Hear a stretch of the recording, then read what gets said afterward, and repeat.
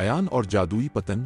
ایان ایک ننھا لڑکا تھا جو ہرے بھرے کھیتوں سے گھرے ایک خوبصورت گاؤں میں رہتا تھا۔ اسے پتنگیں اڑانے کا بے حد شوق تھا اور اس کا خواب تھا کہ وہ گاؤں کے سالانہ پتنگ بازی مقابلے میں جیتے۔ مگر جتنی بھی کوشش کرتا اس کی پتنگیں کبھی زیادہ اونچی نہ جاتی۔ ایک دن جب وہ ایک نئی پتنگ کی تلاش میں تھا تو اسے اپنے دادا کے کمرے میں ایک پرانی گرد آلود پتنگ ملی۔ وہ دیکھنے میں عام لگ رہی تھی لیکن جیسے ہی ایان نے اسے چھوا اس کے کپڑے میں ایک سنہری روشنی چمکنے لگی۔ دادا مسکرا کر بولے، یہ عام پتنگ نہیں، اس میں ہوا کی جادوئی طاقت ہے۔ پرجوش ہو کر ایان اسے کھیتوں میں لے گیا۔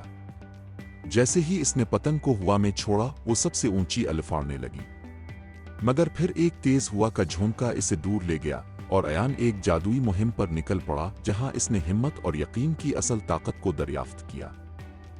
جب ایان واپس آیا تو وہ صرف ایک بہتر پتنگ باز نہیں تھا بلکہ اس نے سیکھا تھا کہ حوصلہ اور محنت سے سب کچھ ممکن ہے۔ اگلے دن اس نے پتنگ بازی کے مقابلے میں حصہ لیا اور اس بار اس کی پتنگ سب سے اونچی الفاڑ اور آسمان کو سنہری روشنی سے بھر دیا۔